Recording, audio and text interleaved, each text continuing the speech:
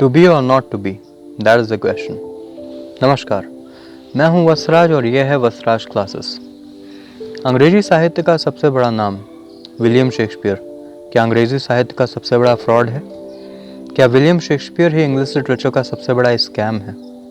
वो 37 प्लेज और 154 सॉनेट्स क्या स्ट्रैटफोर्ड से आए हुए विलियम शेक्सपियर ने नहीं लिखी हैं? आज बात करेंगे इन्हीं सारे सवालों के बारे में। पिछले काफ़ी सारे सालों से ये बात चलती रही है कि ये सारे प्लेज, ये सारी सोनेट्स विलियम शेक्सपियर नाम के इंसान जो स्ट्रैटफोर्ड में पैदा हुआ वॉरविकशायर में और उसके बाद लंदन में आया और हमेशा के लिए जिसकी कीर्ति अमर हो गई, एक ऐसा ड्रामेटिस्ट, एक ऐसा पोएट जो हमेशा के लिए छा गया इंग्लिश लिटरेचर के ऊपर। वो लोग जो अंग्रेजी साहित्य से ज़रा सा भी नहीं जुड़े हुए हैं, वो सब भी उसका नाम जानते हैं। शायद ऐसे दुनिया में बहुत कम लोग होंगे जिन्होंने विलियम शेक्सपियर का नाम कभी नहीं सुना होगा। लेकिन आज हम पता करेंगे कि क्या विलियम शेक्सपियर अंग्रेजी साहित्य का सबसे बड़ा स्कैम है? क्या उसने उनमें से कुछ भी नहीं लिखा है? और अगर उसने नहीं लिखा है तो किसने लिखा है? कौन थे वो लोग, या कौन था वो एक शख्स जिसने ये सारे ड्रामाज और ये सारे सोनेट्स लिखी हुई हैं? आज से कुछ साल पहले इस बात के ऊपर डिबेट शुरू हुआ, विलियम शेक्सपियर की मौत से तकरीबन 200 साल बाद, जब बहुत सारे रिसर्चर्स और टीचर्स और बहुत सारे इंग्लिश लिटरेचर के स्टूडेंट्स ने ये विचार करना शुरू किया कि स्ट्रैटफोर्ड में पैदा हुआ वो व्यक्ति जो कि गांव से आया था और अचानक से लंदन आकर के वो एक एक्टर बन जाता है थिएटर में, और फिर धीरे धीरे वहाँ पे प्लेज लिखने लगता है और इस पूरी दुनिया के अब तक के सबसे महान plays Hamlet, Macbeth, Julius Caesar, King Lear, ऐसे बड़े बड़े प्लेज देता है। लेकिन धीरे धीरे इस बात के ऊपर सवाल उठने लग गया कि आखिर कैसे एक इंसान जिसके पास फॉर्मल एजुकेशन नहीं थी, जो इतना पढ़ा लिखा नहीं था कि अपना नाम भी ठीक से लिख सके, वो दुनिया के इतने बड़े बड़े प्लेज को लिखे। विलियम शेक्सपियर के एजुकेशन के बारे में अगर हम बात करें तो ये बताया जाता है कि स्ट्रैटफोर्ड में जितने भी डॉक्यूमेंट्री डिटेल्स मिले हैं विलियम शेक्सपियर से रिलेटेड, उसमें जहाँ जहाँ भी उसने अपना सिग्नेचर किया है वो अपना नाम भी ठीक से नहीं लिख पाया है। उसके अलावा जो स्पेलिंग उसके नाम की थी उसके अनुसार उसका नाम विलियम शेक्सपियर नहीं, विलियम शेक्सपियर था। अब अगर ये बातें सच हैं कि विलियम शेक्सपियर ने अपने से जुड़ी हुई जितनी भी ड्रामास, जितनी भी सोनेट्स उसके नाम की गिनाई जाती हैं, अगर उसने उनमें से कुछ भी नहीं लिखा है तो हम सब के साथ बहुत बड़ा धोखा हो रहा है, क्योंकि हम में से बहुत सारे लोग विलियम शेक्सपियर के फैंस हैं। बहुत सारे राइटर्स, पोएट्स, ड्रामेटिस्ट उसे अपना गुरु मानते हैं, अपना आइडियल मानते हैं, और अगर वो गलत है तो शायद कुछ भी सही नहीं है। आइए बात करते हैं कि ये एंटी स्ट्रैटफोर्डियन थ्योरी है क्या। काफ़ी साल पहले जब रिसर्चर्स ने विलियम शेक्सपियर की मृत्यु के बाद ये सोचना शुरू किया कि कैसे एक आदमी इतने सारे प्लेज एक साथ लिखेगा, तो ये बात निकल कर के आई कि विलियम शेक्सपियर तो कभी लंदन से बाहर गया ही नहीं। अपनी ज़िंदगी में वो सिर्फ 2 जगहों पे रहा, एक स्ट्रैटफोर्ड और उसके बाद वो 1587 में लंदन आ जाता है। लंदन आने की कहानी भी बड़ी दिलचस्प है। ये बताया जाता है कि थॉमस लूसी नाम के एक नोबेल के यहाँ से उसने एक हिरन की चोरी की थी उसके गार्डन से। उसके बाद विलियम शेक्सपियर लंदन भागा और लंदन आया, और वहाँ पर धीरे धीरे थिएटर में वो जो व्यूअर्स थिएटर में प्लेस देखने आया करते थे उनके घोड़ों को बांधने लग गया।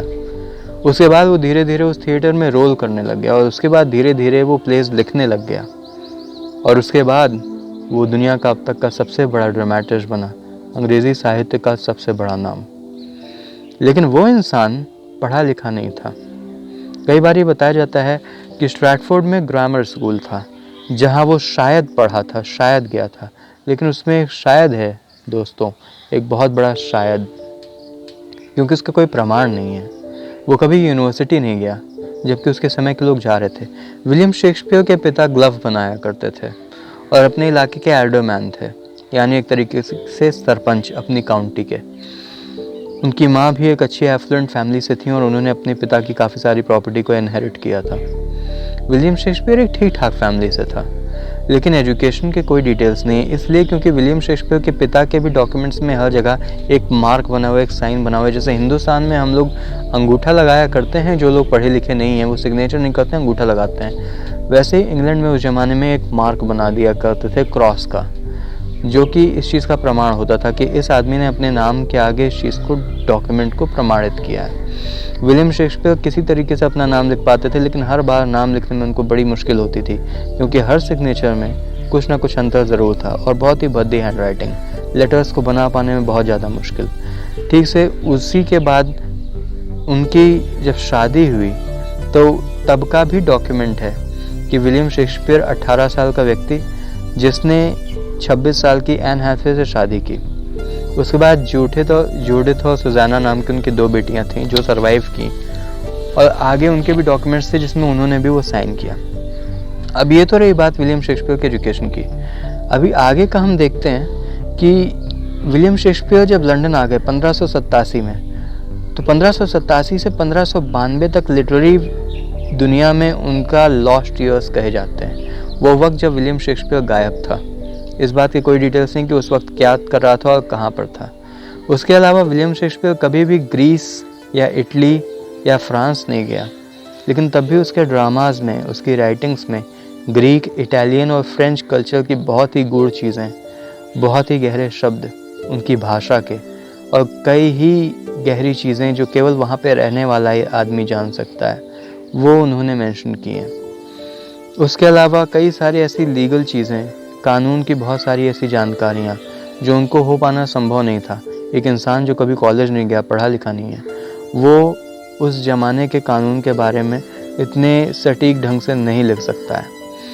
उसके बाद अब हम बात करते हैं कि अगर विलियम शेक्सपियर ने नहीं लिखी हैं वो 37 प्लेज और वो 154 सोनेट्स, तो आखिर कौन था जिसने लिखी है? कौन लिख सकता है? तो आज तक रिसर्चर्स ने लगभग ऐसे 70 नाम सजेस्ट किए हैं, ऐसे 70 लोग जिन पे ये शंका है कि उन्होंने विलियम शेक्सपियर के नाम से उन राइटिंग्स को लिखा है। अब उसमें जो प्रमुख नाम है उसमें सबसे पहले आता है क्रिस्टोफर मार्लोफ।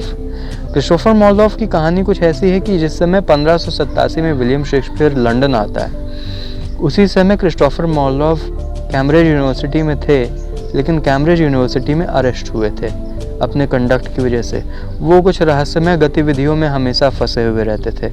उन्होंने कैम्ब्रिज यूनिवर्सिटी में एडमिशन तो लिया था, लेकिन आमतौर पे ज़्यादातर समय वो गायब रहते थे, कॉलेज को अटेंड नहीं किया करते थे। उसके अलावा वो देश हित में कुछ ऐसे रहस्यमय काम कर रहे थे जिनके बारे में जानकारी किसी को भी नहीं थी। उसके अलावा जब उनको एमए की डिग्री प्राप्त हुई, मास्टर्स की डिग्री क्रिस्टोफर मार्लोफ को मिली कैम्ब्रिज यूनिवर्सिटी में, तो उसके लिए डायरेक्ट दबाव बना था ब्रिटिश गवर्नमेंट से। तो एक आम आदमी अगर उसके लिए गवर्नमेंट दबाव डाले किसी पर्सनल व्यक्ति के लिए किसे डिग्री प्रदान की जाए, तो ज़रूर इसमें कुछ रहस्यमय है। फिर आगे चल के ये सजेस्ट किया गया कि क्रिस्टोफर मार्लोफ एक स्पाई थे, एक जासूस थे। जिस समय विलियम शेक्सपियर की सबसे पहली ड्रामाज निकल कर के आना शुरू हुई 1593, उसी समय 1593 में ये सब ड्रामाज आने से ठीक पहले क्रिस्टोफर मार्लोफ की रहस्यमय ढंग से मृत्यु हो गई 29 साल की उम्र में। वो एक बार में थे, वहाँ पे किसी से झगड़ा हुआ और विरोधी व्यक्ति ने एक चाकू इनकी खोपड़ी में उतार दिया, जिसके बाद इन्होंने दम तोड़ दिया। अब इस थ्योरी को भी प्रूव नहीं किया जा सका है। कई जगह ये माना जाता है कि वो जो उनकी डेथ थी वो फेक थी, क्रिस्टोफर मार्लोफ ने अपनी मृत्यु की कहानी रची थी। दरअसल क्रिस्टोफर मार्लोफ एक ऐसे राइटर थे जो बहुत ही विभत्स चीज़ें लिखने के लिए जाने जाते थे। वो एक ऐसी इमेजरी क्रिएट करते थे जिसमें बहुत ज़्यादा ब्लडशेड, वायलेंस, बहुत ज़्यादा विभत्सता होती थी। और अचानक से क्रिस्टोफर मार्लोफ की मृत्यु होती है, और मृत्यु की भी कहानी बड़ी विभत्स थी।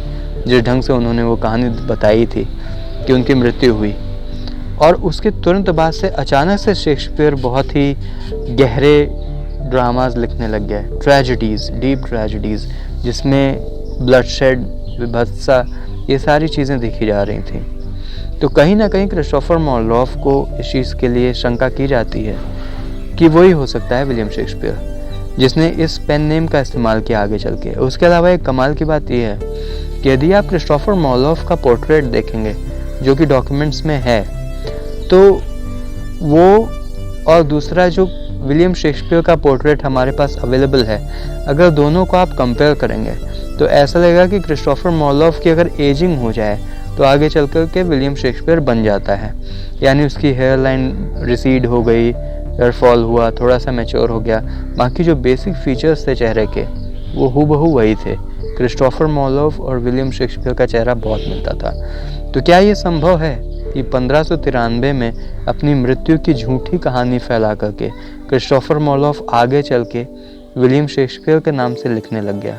हालांकि विलियम शेक्सपियर नाम का एक आदमी था जो स्ट्रैटफोर्ड से आया था और लंदन में धीरे धीरे प्लेज में काम करने लग गया था, लेकिन शायद वो बहुत ही नाकाबिल था, शायद वो पढ़ा लिखा भी नहीं था और उसके नाम का केवल इस्तेमाल किया क्रिस्टोफर मार्लोफ ने, इसलिए क्योंकि वो जो चीज़ें लिख रहे थे वो रहस्यमय थीं, वो इनकोडेड थीं और उसमें इंग्लैंड के राजघराने के बारे में और पूरे इंग्लैंड के लिए बहुत सारी रहस्यमय जानकारियाँ थीं जो उन्होंने कहानी के फॉर्म में प्रस्तुत की थीं।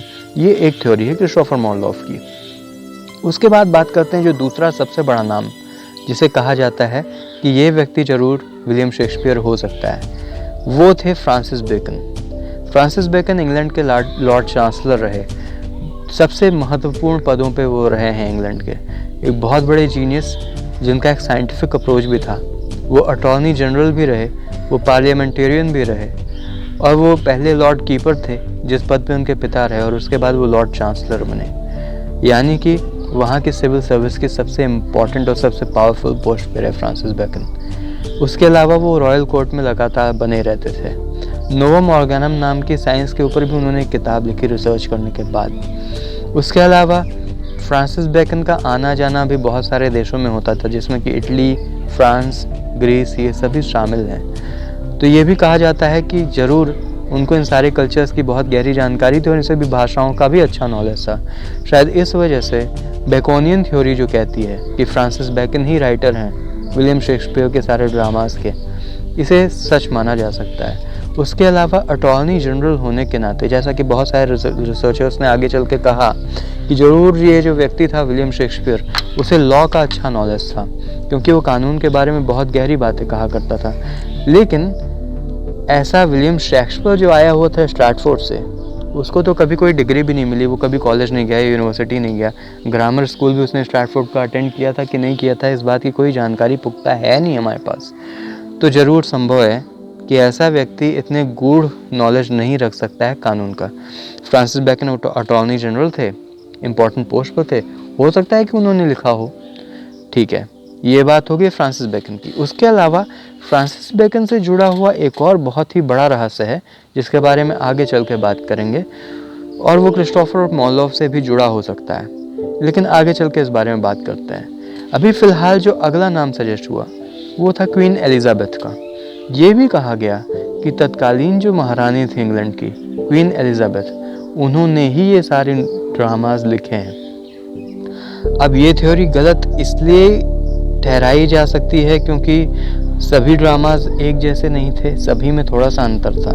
कुछ केवल ऐसे वर्क्स हैं विलियम शेक्सपियर के नाम से जिनमें कि एक फेमिनिन टच है। ऐसा महसूस होता है कि राइटर ज़रूर एक औरत की हैसियत से लिख रहा है, कहीं ना कहीं उसके अंदर जो सेंसिटिविटी है, जो अप्रोच है, वो काफ़ी फेमिनिन था। इसलिए ये कहा गया कि वो विलियम शेक्सपियर के नाम से कोई महिला लिख रही थी। और क्वीन एलिजाबेथ को इन सारी चीज़ों की जानकारी होने के बहुत सारे चांसेस हैं, ना केवल ब्रिटिश राजघराने के इतिहास, जो उन्होंने हिस्टोरिकल प्लेज लिखे हैं जिसमें कि हेनरी द6, हेनरी द4, हेनरी द8, रिचर्ड III, ये सारे जितने हिस्टोरिकल ड्रामाज हैं इंग्लैंड की कहानी के ऊपर, इंग्लैंड के इतिहास के ऊपर, ये वो आदमी बहुत अच्छे से जान सकता है जो इंग्लैंड के राजघराने से जुड़ा हुआ हो या रॉयल कोर्ट में काम करता रहा हो।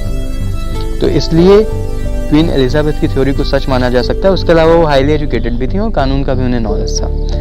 उसके बाद जो एक और नाम सजेस्ट किया जाता है वो है एडवर्ड डी वेयर, जो कि ऑक्सफोर्ड के 17वें अर्ल थे, the 17th earl of Oxford. Edward de Vere का भी नाम बहुत ज़्यादा सजेस्ट किया गया।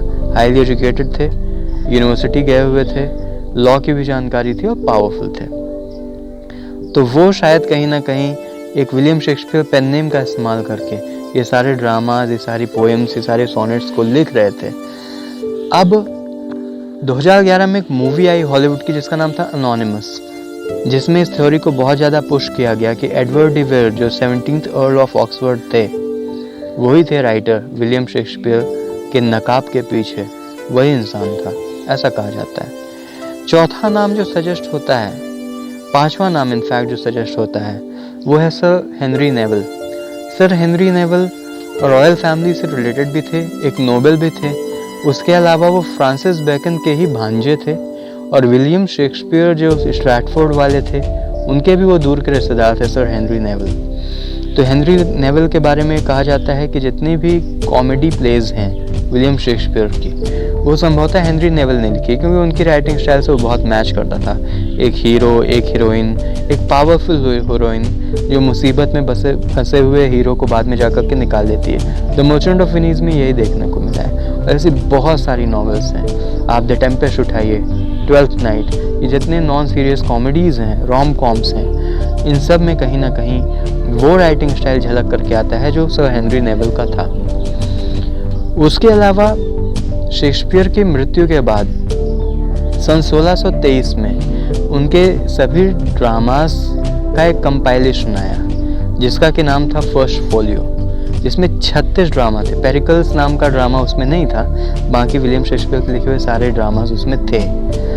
तो फर्स्ट फोलियो जो है उसमें आज भी बहुत सारी ऐसी छुपी हुई चीज़ें हैं, बहुत सारे ऐसे तथ्य हैं, बहुत सारे ऐसे कोड्स हैं जो बार बार इस चीज़ की तरफ इशारा करते हैं कि जो राइटर है वो एक नहीं दो हैं। यानी विलियम शेक्सपियर के नाम से जितनी भी राइटिंग्स हैं वो किसी एक इंसान ने नहीं बल्कि दो लोगों ने लिखी है, और उसमें बार बार कई कोड्स के थ्रू फ्रांसिस बेकन और सर हेनरी नेविल का नाम सजेस्ट किया गया है।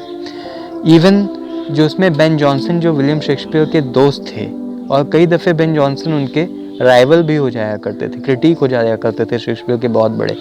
और कई बार बेन जॉनसन ये अपनी राइटिंग्स के थ्रू, अपनी बातों के थ्रू ये जताते थे कि विलियम शेक्सपियर एक बहुत ही नाकाबिल और कम पढ़े लिखे इंसान है। उन बेन जॉनसन ने एक पोएम लिखी थी प्रीफेस में फर्स्ट फोलियो के, और वो जो पोएम थी वो बार बार इस चीज़ की तरफ इशारा कर रही थी कि जिस इंसान का पोर्ट्रेट यहाँ पे है, यानी कि बगल वाले पेज में विलियम शेक्सपियर का पोर्ट्रेट है, वो कह रहे हैं कि इस इंसान को मत देखो, इसकी किताबों को देखो, क्योंकि एक नहीं दो है राइटर। और बार बार वो इस चीज़ को पुश कर रहे थे कि विलियम शेक्सपियर, जिस इंसान की फ़ोटो आप देख रहे हैं, वो राइटर नहीं है इन सारे वर्क्स का। उसके बाद ये तो बात हो गई फर्स्ट फोलियो की।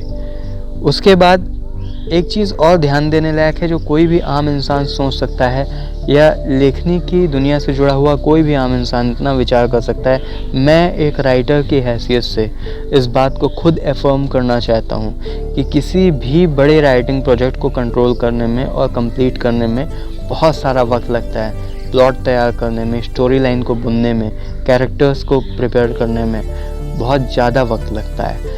और कोई एक ऐसा राइटर हुआ जो हर साल बड़े बड़े ड्रामास निकाल रहा है, Hamlet, Macbeth, Julius scissor, Othello, King Lear, इस तरीके के ड्रामास को निकाल रहा है। और कई बार उनकी फ्रीक्वेंसी ऐसी होती थी कि एक साल में दो ड्रामास निकल जाया करते थे। ये चीज़ थोड़ा सा संभव नहीं लगती है। इस चीज़ में कहीं ना कहीं एक डाउट ज़रूर पैदा होता है। तो ये फ्रीक्वेंसी के बारे में अगर आप खुद विचार करेंगे, जिस साल ये ड्रामास निकल के आए और लिखे गए, ये पॉसिबल नहीं लगता है कि कोई इंसान कैसे इतनी जल्दी इतने बड़े बड़े ड्रामास को कंप्लीट कर सकता है।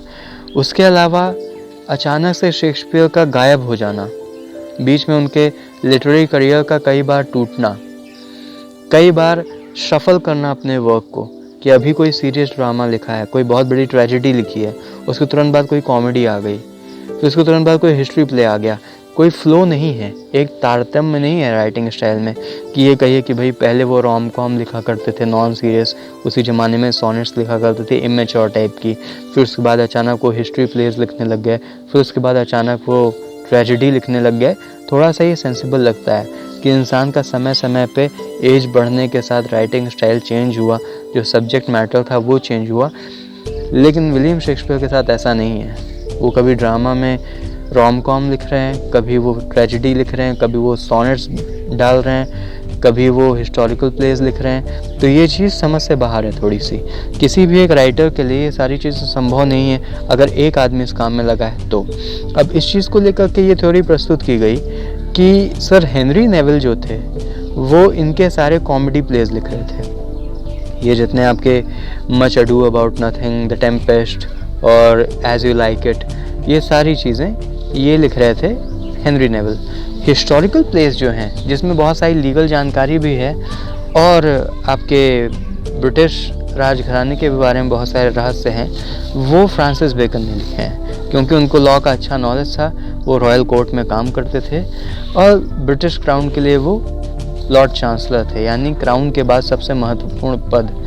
हमारे देश की प्रथाओं के हिसाब से समझें तो शायद महामंत्री या प्रधानमंत्री, उस पद पे थे फ्रांसिस बेकन। तो ये कहा जाता है कि जो हिस्टोरिकल प्लेस थे वो फ्रांसिस बेकन लिख रहे थे, और जो सबसे खतरनाक ट्रेजेडीज थी, मैकबेथ जैसी, ओथेलो जैसी, जूलियस सीजर जैसी, जिसमें बहुत ज़्यादा ब्लडशेड दिखाया गया है, विभत्सा दिखाई गई है, ये कहा जाता है कि वो क्रिस्टोफर मार्लोव ने लिखे थे। तो 3 लोग 4 लोग, शायद किसी महिला का भी उसमें उपस्थिति थी, तो ये मिलकर के लिख रहे थे। अब इतनी सारी चीज़ें और इतने सारे नाम सजेस्ट किए जा रहे हैं, लेकिन इसके बारे में जरा सोचें कि ये हो कैसे सकता है कि एक साथ इतने अलग अलग लोग कैसे एक जगह पे आ सकते हैं। तो यहाँ पे एक और चीज़ आती है सामने निकल करके, जिसका मैंने आपसे जिक्र किया था कि फ्रांसिस बेकन से जुड़ा हुआ एक और बहुत बड़ा रहस्य, जिसके बारे में बाद में बात करूँगा। तो वो रहस्य था एक सीक्रेट सोसाइटी जिसका नाम था रोजी क्रूजेंस, या फिर सिंपली अगर कहें तो रोजी क्रॉस या रोज क्रॉस। आजकल जैसे बहुत सारे कॉन्स्पिरेसी थ्योरीज आते हैं जिसमें कि हम लोग बात करते हैं बहुत सारी सीक्रेट सोसाइटीज़ के बारे में, जिसमें कि दुनिया के बहुत सारे पावरफुल लोग मिल करके एक सोसाइटी बना करके, एक ग्रुप बना करके और चल रहे हैं, उनके सीक्रेट मिशंस चल रहे हैं और वो दुनिया पे कब्जा करना चाहते हैं। दुनिया के ज़्यादातर रिसोर्सेस और रिचेस वो उन्हीं के पास हैं। ऐसी ही उस ज़माने में एक्टिव थी एक सीक्रेट सोसाइटी जिसका नाम था रोजी क्रूजेंस, और इस रोजी क्रूजेंस के एक बहुत बड़े हेड पद पे और बहुत ही महत्वपूर्ण पद पे थे फ्रांसिस बेकन। आप लोगों को ये बता देना चाहता हूँ कि फ्रांसिस बेकन ने खुद भी एक सीक्रेट सोसाइटी शुरू की थी दूसरी, जिसका नाम था the knights of the helmets. और वो इसलिए the knights of the helmets क्योंकि वो एथना जो ग्रीक गॉडेस हैं, शेक्सपियर फ्रांसिस बेकन उनसे बहुत ज़्यादा एथना से प्रभावित थे, और एथना के हाथ में एक स्पीयर होता है, एक भाला होता है। और कहीं पे उनकी राइटिंग्स में ये देखने को मिला है कि उन्होंने लिखा कि एथना शुक हर स्पीयर टूवर्ड्स इग्नोरेंस, यानी कि इसको पलट करके अगर वो एक वर्ड में करना चाहें तो वो है Shakespeare, somebody who shakes the spear, यानी एथना ने स्पीयर चलाया इग्नोरेंस की तरफ। और उसी के नाम पे उन्होंने the knights of the helmets नाम की अपनी सीक्रेट सोसाइटी बनाई, जिसमें बहुत सारे विद्वान और पावरफुल लोग थे, राइटर्स भी जुड़े हुए थे। उसके बाद आती है बात रोजी क्रूजेंस की। रोजी क्रूजेंस बहुत ज़्यादा एक्टिव थी और एक ऐसी सीक्रेट सोसाइटी थी जो बात किया करती थी टेलीकिनेसिस, टेलीपैथी, ऐसी चीज़ों के बारे में, जो बात करते थे कि किस तरह से एक यूटोपियन सोसाइटी बनाई जा सकती है। इंग्लैंड को एक ऐसा देश बनाया जा सकता है जो आगे चल के सबसे ज़्यादा प्रबुद्ध हो, सबसे ज़्यादा ताकतवर हो और बाकी सभी देशों के ऊपर वो कब्जा कर सके। हालांकि ये बात आगे चल के काफ़ी हद तक सही भी हुई और इंग्लैंड ने बहुत सारे देशों के ऊपर कब्जा किया, खुद इंडिया के ऊपर भी किया।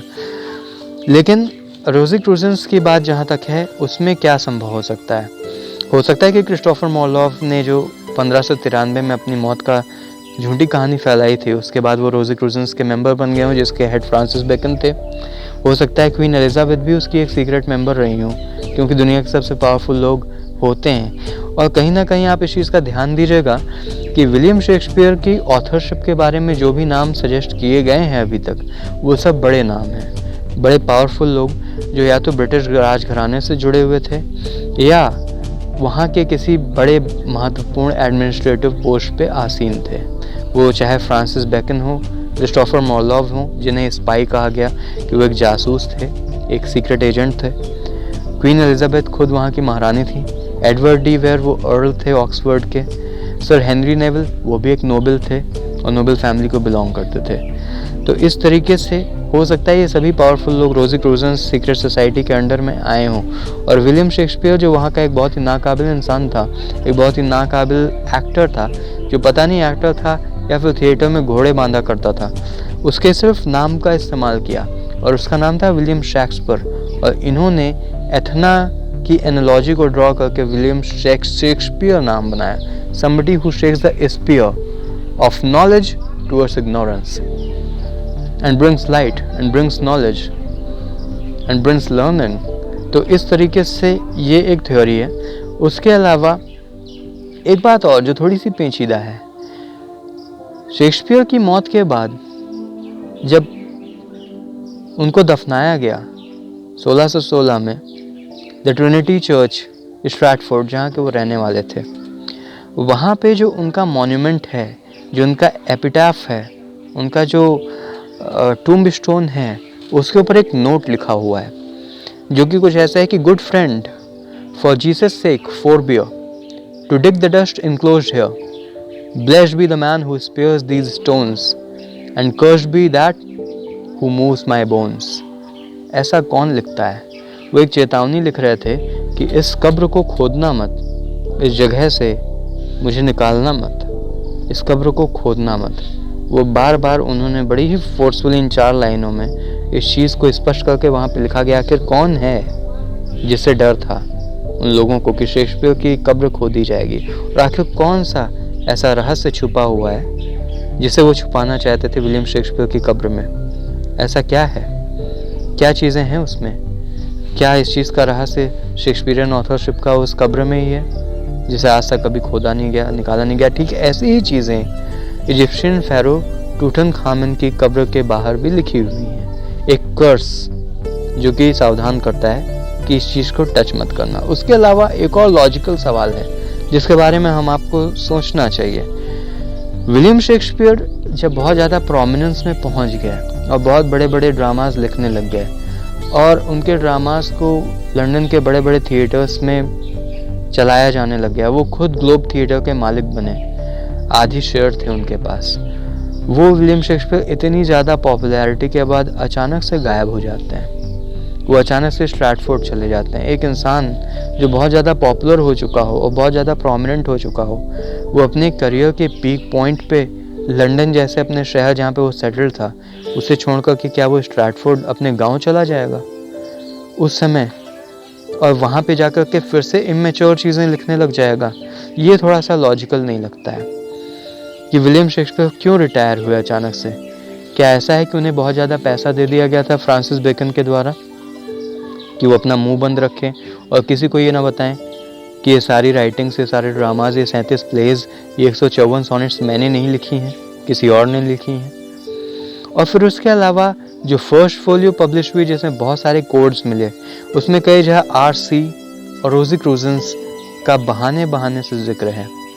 ये बताया जाता है, एक अपुड करके वर्ड है जिसके थ्रू बताया जाता है कि पब्लिश किसने करवाया, जहाँ पे रोज़िक्रूजेंस का जिक्र कई बार है इशारे से, एक कोडेड फॉर्म में। क्यों फ्रांसिस बेकन अपने पास कई सारे साइफर एक्सपर्ट्स को रखते थे? क्यों फ्रांसिस बेकन के पास बहुत सारे नौकरी पे राइटर्स होते थे रहस्यमय ढंग से? क्यों वो सीक्रेट सोसाइटी चला रहे थे? और क्यों विलियम शेक्सपियर का खुद का जीवन इतना रहस्यमय था? क्यों विलियम शेक्सपियर अचानक से एक अमीर आदमी बना और बहुत अमीर आदमी बन गया कि वो स्ट्रैटफोर्ड का दूसरा सबसे महंगा घर उसका था? कहाँ से उसके पास इतने पैसे आ गए? क्यों 1623 में अचानक से ग्लोब थिएटर में आग लग जाती है रहस्यमय ढंग से?